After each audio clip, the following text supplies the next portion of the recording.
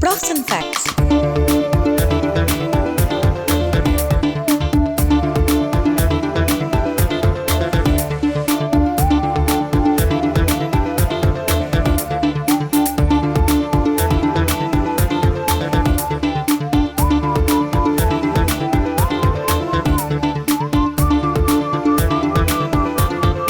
Props and facts.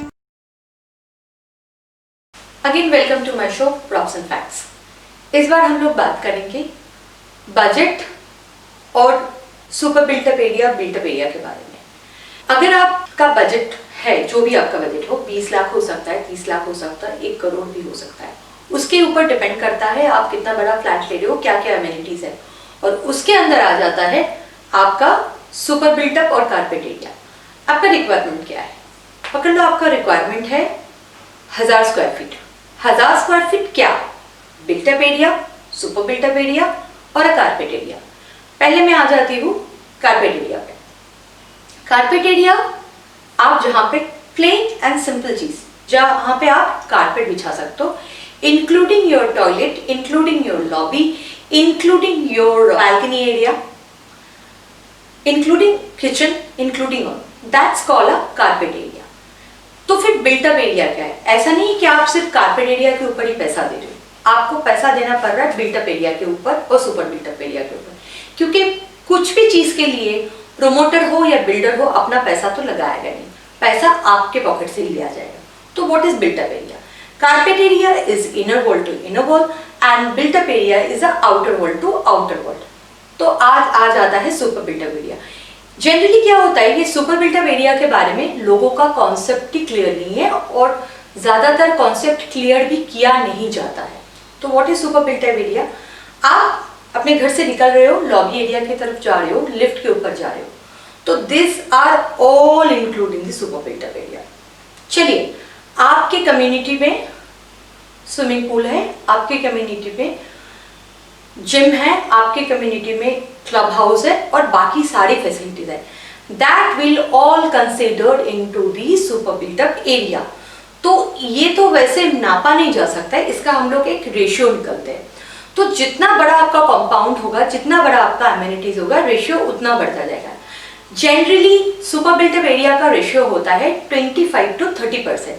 लेकिन अगर आपकी प्रॉपर्टी में बहुत ज्यादा अमेनिटीज हो तो वहां पे सुपर बिल्टअप एरिया का रेशियो ज्यादा बढ़ जाता है।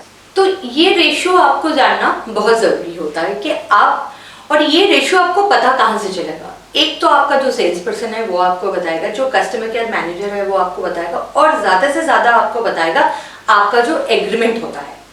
वो एग्रीमेंट आपको ध्यान से पढ़ना बहुत जरूरी होता है, क्योंकि आपको बोला कुछ और जाता है और एग्रीमेंट में पता कुछ और चलता है, और जब आप अपना घर नापते हो तब पता कुछ और चलता है।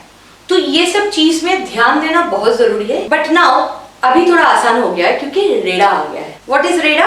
Again I am telling you, real estate regulatory authority. ये सब जो चीज है ये बहुत क्लैरिटी ला चुका है हमारे रियल एस्टेट सेक्टर में, जहां पे जो भी डाउट है वो बहुत पहले ही क्लियर हो जाता है। तो ये चीज जो है ये आप ध्यान से देखिए, और एग्रीमेंट जो है वो बहुत अच्छे से पढ़िए, कि एग्रीमेंट में बहुत सारी चीज क्लैरिटी होती है। बहुत सारा जगह हो भी सकता है कि आपको पता ही नहीं हो, आपको समझ नहीं आ रहा है, then you can take a help of your customer care manager और else you can take a help of your legal person. तो वो ज्यादा झंझट तो है नहीं, कोई भी लीगल पर्सन को एक बार दिखा लो, लेकिन लीगल पर्सन पढ़े या ना पढ़े, आपको खुद पढ़ना और उसके बारे में जानना बहुत जरूरी होता है। अगर आपको कहीं पे भी समझ नहीं आता है, then talk to your sales person. वो लोग they are bound to explain you the point to point. ये तो हो गया एग्रीमेंट।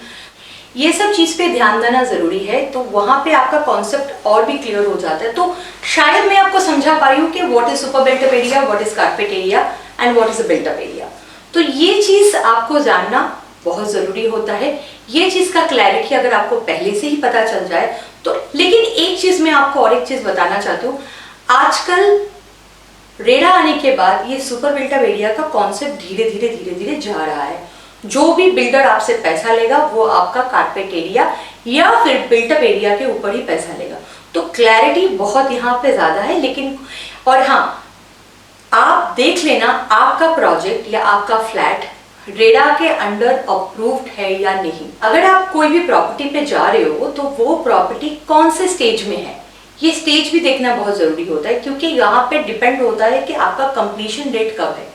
ये कंप्लीशन आप कब तक ये प्रॉपर्टी का हैंडओवर हो रहा है, क्योंकि ये चीज भी एग्रीमेंट में बहुत ज्यादा मेंशन रहता है। और ये चीज भी देख लेना चाहिए, क्योंकि यहाँ पे बहुत सारे क्लॉजेस होता है, जैसे कि फोर्स मेजर एक्ट। ये फोर्स मेजर एक्ट क्या होता है, ये फोर्स मेजर एक्ट के बारे में भी मैं बताऊंगी मेरी अगले एपिसोड्स में। लेकिन टिल देन बाय। अच्छा हाँ, जाने से पहले मेरा चैनल को सब्सक्राइब करना मत भूलिएगा। Bye bye. Profs and Facts.